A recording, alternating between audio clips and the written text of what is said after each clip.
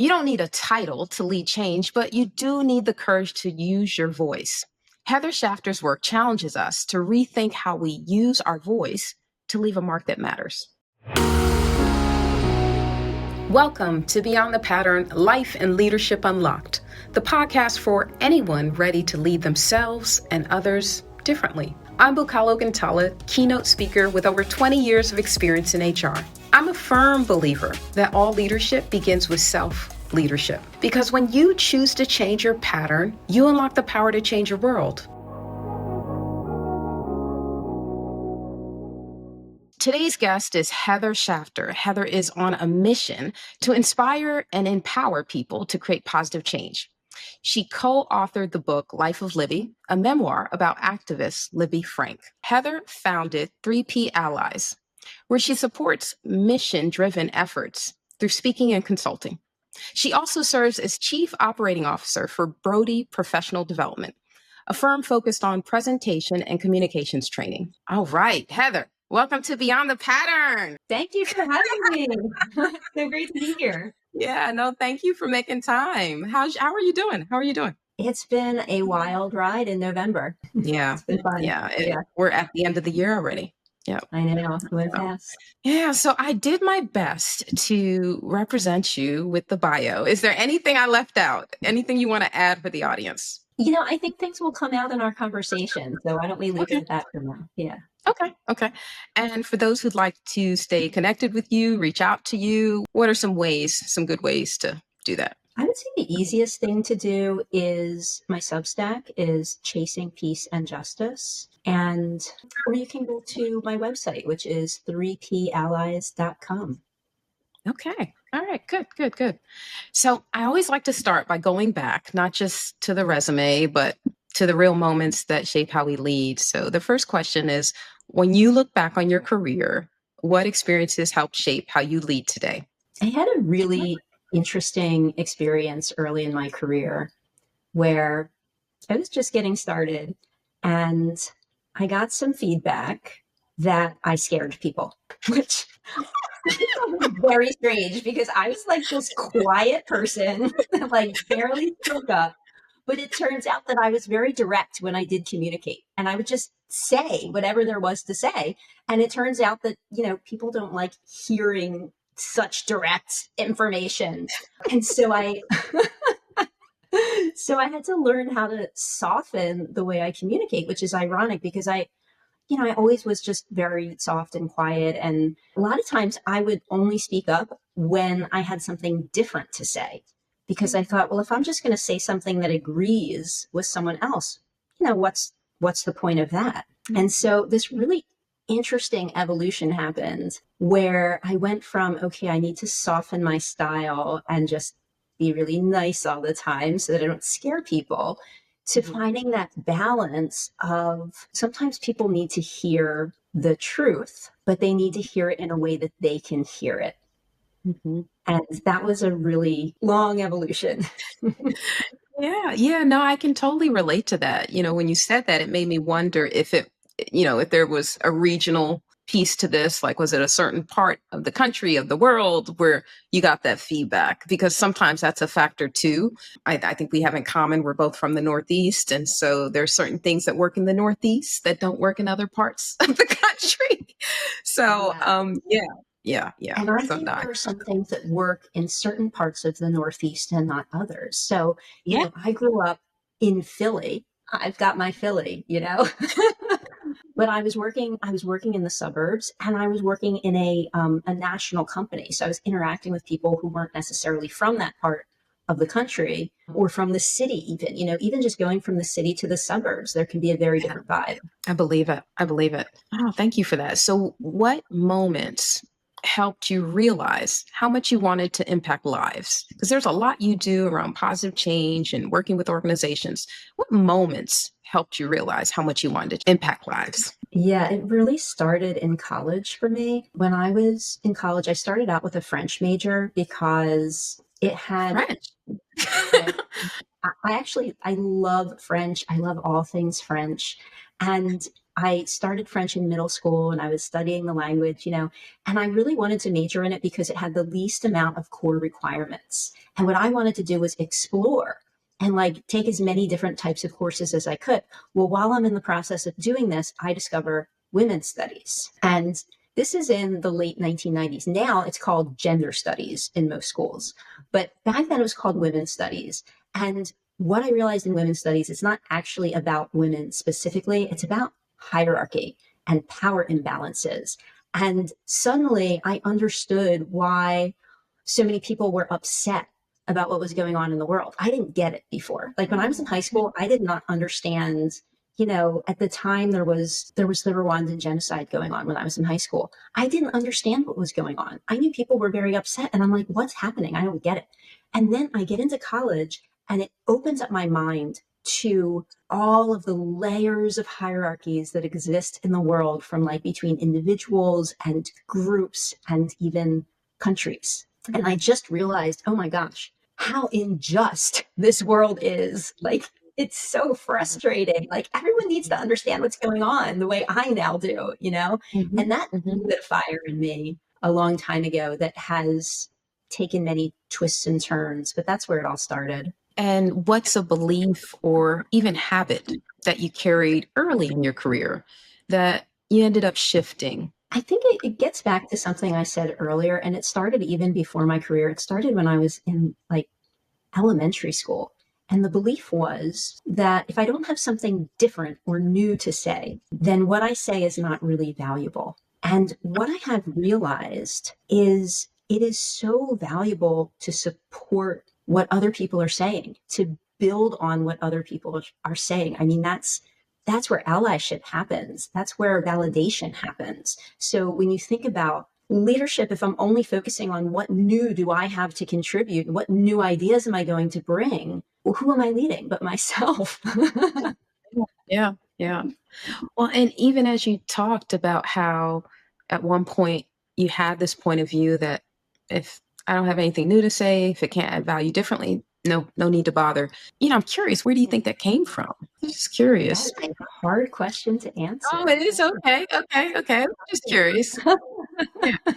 I don't know I- where it came from. I I- know that I grew up quiet. When I was a kid, I didn't want to say much. And it's interesting when people are quiet, like other people think that you don't want to talk to people or that you don't like people. And what They I do learned make a about, lot of assumptions. They do make a lot of assumptions. yeah, and or that you're mean. What I learned about myself is that I love people. I love interacting with people. I think my quiet came from a fear of rejection. Got it. So you somehow realized that by just agreeing with folks, you saw that built partnership, and that was like the allies that you talked about. I think, allies are kind of the end result, but, it starts with just building relationship, right? When Mhm. people like people who see things the way they do and who agree with them and who have Yeah, commonalities with them. I mean, that's the easiest right. way to start building that relationship. And that's something that I used to get that with one-on-one conversations sometimes, where it's like, oh, I'm like that too, and you're like that, and I had that upbringing, and you had that upbringing, right? And you do that in that one-on-one. But when I was in a group setting, I was like, I don't know if I should say anything.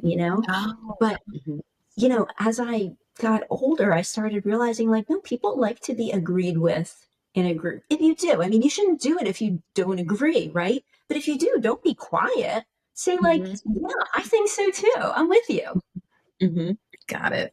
So now, we talked about earlier in your life. Now I'd like to talk more about how actions show up, just, as a leader in our lives when the answers aren't always obvious. So these days we have uncertain times, right? How do you go about making positive change in the face of challenge or disagreement? That is what we are in the face of very much these days. Mhm. There's a Mhm. lot Yeah. of divisiveness. Hmm. And, one of the things that I talk about, as we just mentioned, is finding allies. Mhm. I also talk about talking to people who disagree with you, like not talking about them, but actually talking with them and discussing differences. because what I've realized personally when I've done this, when I've come across people who see things very differently than I do, and I ask questions and I really try to understand what their perspective is, I realize how much we actually have in common.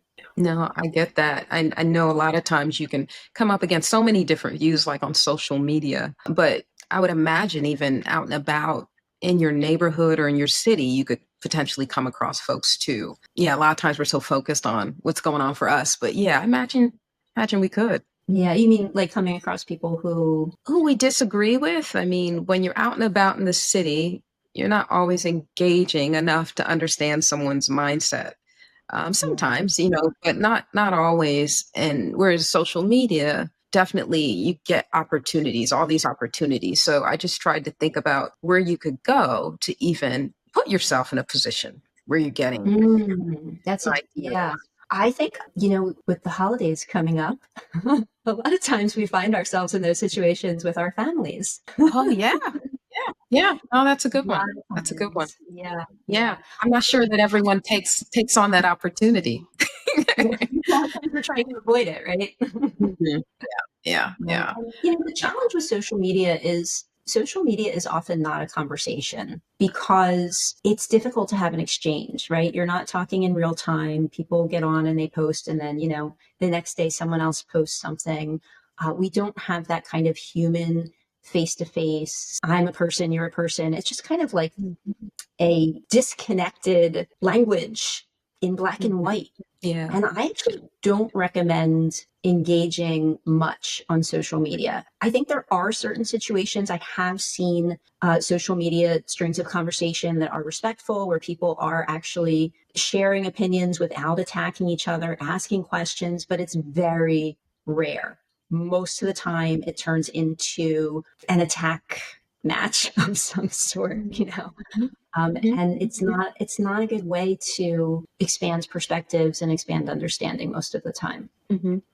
In an ideal world, what would you suggest are, I mean, you said family for sure, that's a big opportunity. What other approaches could people use if they really want to go out and create some positive change and even engage with people that have a different opinion than them? I think actually the first step in working toward creating positive change is knowing yourself and what's most important to you. Because when we pay attention to everything that's going on in the world right now and we want to try and do something about all of it, we end up doing almost nothing. Focusing on what matters most to you and then actually starting by finding people who agree with you. Mm, I don't think you necessarily need to seek out the people who disagree with you. I think you'll find them. They will bring you in your life. The question is what to right. do when you bump into them, because what so many people do is they reject those people. They say, "Well, I'm not going to be friends with that person anymore because they said this or voted for this or did this thing that I didn't like, and so I'm not going to talk to them anymore, whether it's a friend or a family member." So really what I encourage people to do is to create space for that difference and be open to understanding where that person's coming from. Yeah, I love that because as you were talking, it made me think about any organization, whether it's, a corporation or a small business or even your church, or, you're gonna definitely cross paths with folks that don't necessarily think just like you. Maybe it's a topic that comes up. I can see what you're saying, like maybe consider taking them to lunch, where you have an opportunity to just listen with an open mind. I get what you're saying. Yeah. Yeah. And sometimes we do the opposite. Sometimes we don't talk about how we feel. So someone might say something to us and we strongly disagree with it, but we don't let Mhm. on. Right, right. And I feel like that must be learned behavior though too, because yeah, like some people have been taught, or maybe they're just used to expressing themselves, reacting in the moment. And it's authentic, their expression on their face, maybe their body language. Whereas, I've been in environments where people can make that wrong. And, especially sometimes in organizations, where there's a culture in the organization. Maybe we don't express outwardly what's going on. We want to portray that everything's fine, everything's, everyone's nice. And yeah. Yeah, I think you're right. Like that early job that I was at where they told me that I scared people. Oh, right, right, right. Oh my goodness. Oh my goodness. I can't even imagine. But when you said that, I think we've all had, well, the first time we've been given feedback, it's like, wow, what am I going to do with this? I have a Yeah. chance to try on a new perspective and consider, they may have a point, or not. So, yep. So now, what patterns do you notice when it comes to creating positive change? So, one of the patterns that I see, and I've seen it in myself too, is focusing on too many things. Mhm. I mean, there was a time when I probably had, 15, 20 petitions coming into my inbox every day. And I wanted to look at all of them and I wanted to help all the causes and sign all the petitions. And, I just realized that how much good am I actually doing?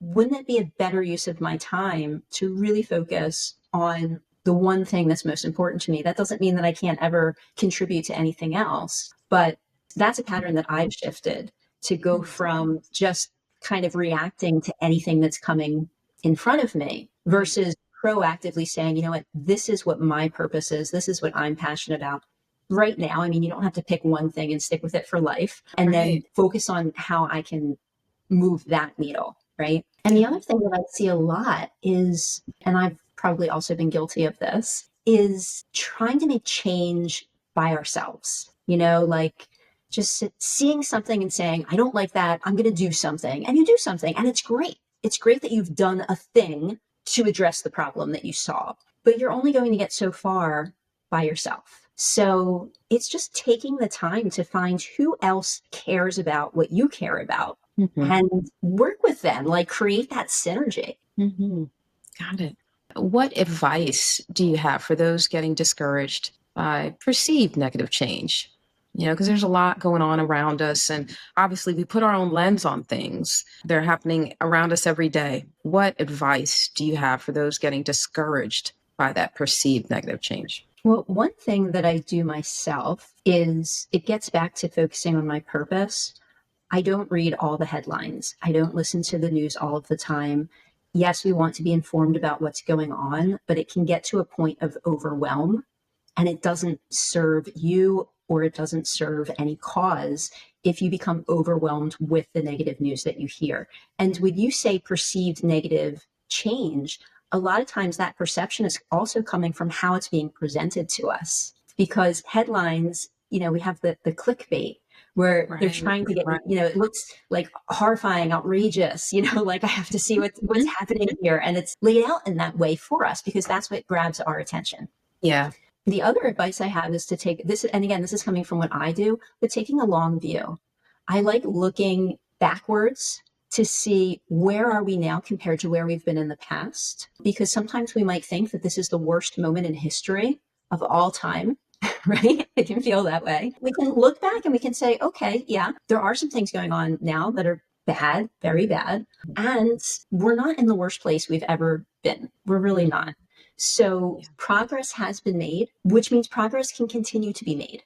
And that's not going to happen overnight. So we also need to look forward. We can't just look forward to like what's going to happen next week, but what's going to happen over the next 4 years? What's going to happen over the next decade? How can we start building something today that's going to create a better future? I have one more thing I want to add. When I feel really frustrated, when I feel like, oh, I can't understand why people are doing this. Why are people supporting what's going on? I don't get it. I reach out to someone who I know sees things the other way. And I just start asking them questions like, why do you support what's happening right now? What are your goals? What do you wish were happening? Is there anything that you disagree with that you're seeing? I want to really understand what's happening on the other side. It helps me feel like I'm not crazy too. So, Yeah. but it helps me have a broader perspective. And it's not, some people might see that as moral relativism. I don't want it to come across that way. I do think that there is right and wrong and, at a certain level. But I also think that we learn things when we talk to people who see things differently than us that can help us make sense of the world and can also help us see new ways forward. Yeah, no, I agree. I know for me, as someone who grew up in a pretty diverse part of the country, I have friends that I'm still close to that have moved out of the Northeast. They're in other parts of the world, of the country. And as things have occurred, I've noticed we've relied on each other a little bit more just to run things by, like a sounding board, because for whatever reason, there might be certain parts of the country where creating that diverse circle is not as easy. And it's just been interesting until we all managed to talk about our experiences. I don't think I realized how unique it is to really have available to you, that group of people that are just diverse and different that you can run things by. And so, yeah, there are a number of people I grew up with that are scattered around the world and the country. And for whatever reason, they've not been able to create that diverse environment we grew up in. And just being able to rely on each other every now and then, just like, hey, am I missing something? Are you familiar with this? Can you, oh, you're okay. You agree. Tell me your perspective. It's just, it really just elevates your understanding, to be able to sit across from someone. Yeah.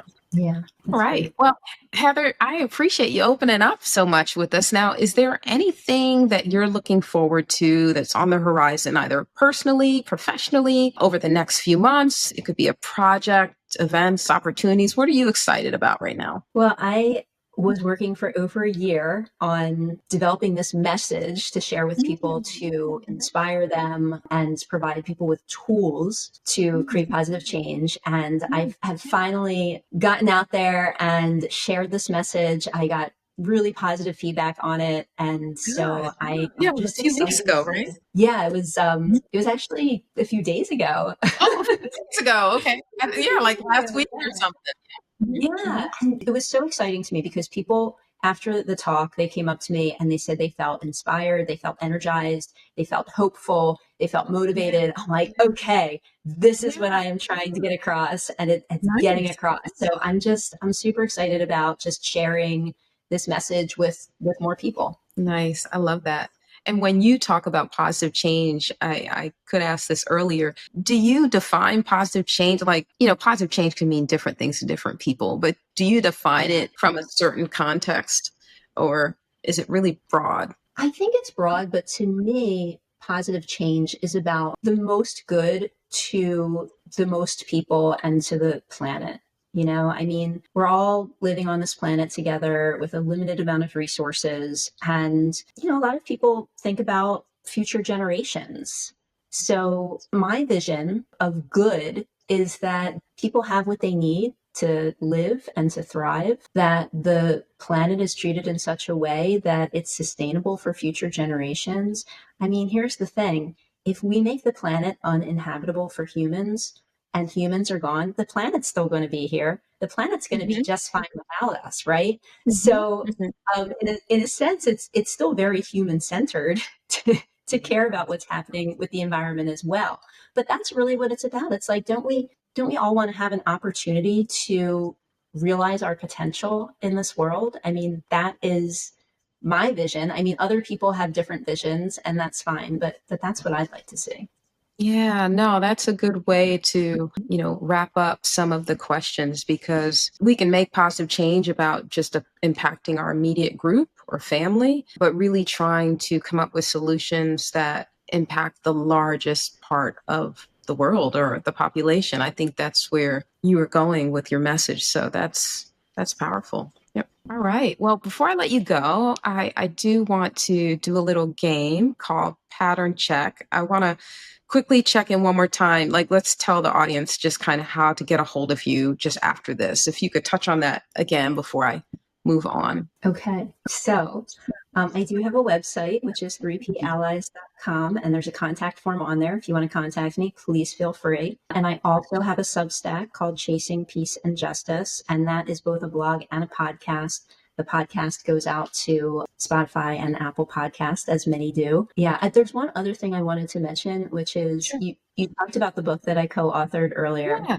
Mm-hmm. The full title of it is Life of Libby, Chasing Peace and Justice with Humor, Guts, and Passion. And if anyone is looking for inspiration and ideas for creating positive change, her story really inspired me, and that is why I wrote it with her.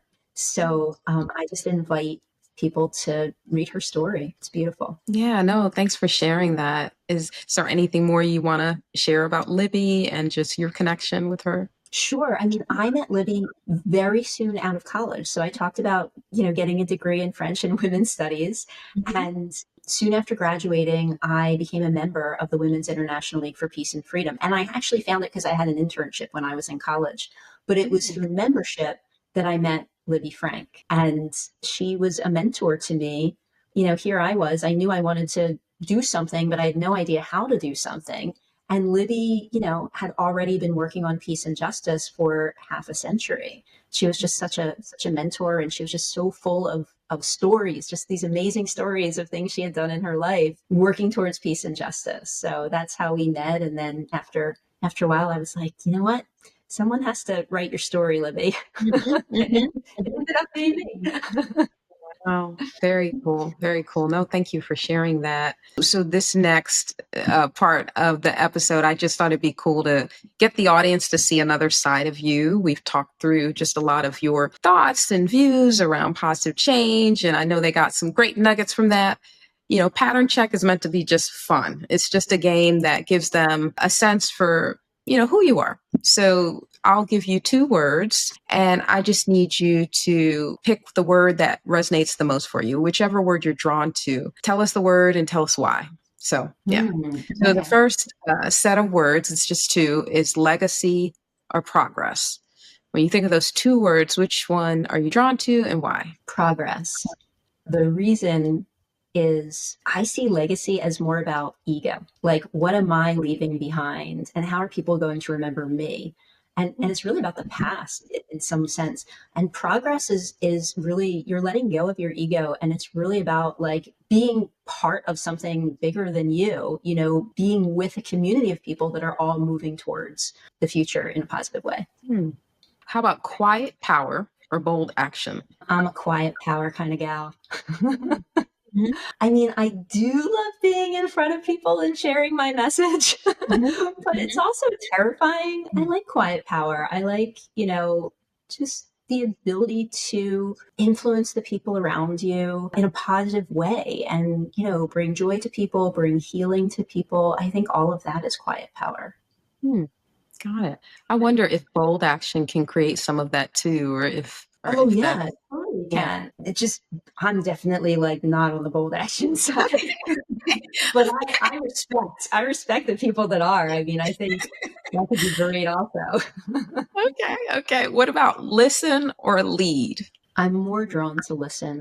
I feel like I was born to listen and learn. And, maybe someday, you listen and listen and listen enough, and then you just begin to lead through that. Mhm.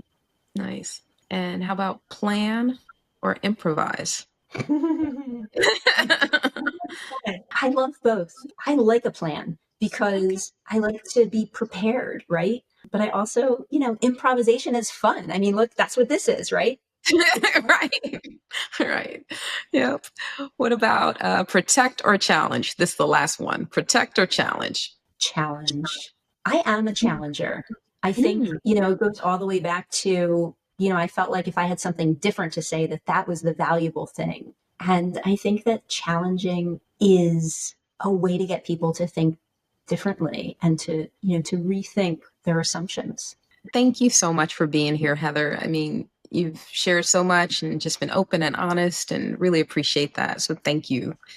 You've given us a lot to think about, especially when it comes to how we use our voice, just in small groups, one on one, with our families across the board. There are opportunities for us to hear one another better and even, create some solutions that affect positive change. So thank you for that. And for those listening, if you care to share this message or share this episode with someone that you think could benefit from making a difference, please feel free to do so. And that wraps up our episode of Beyond the Pattern, Life and Leadership Unlocked. Everyone have a great week and stay curious, stay open, and keep moving beyond the pattern. Have a good week. Thanks for listening to Beyond the Pattern. If this episode spoke to you, leave a review or send a message.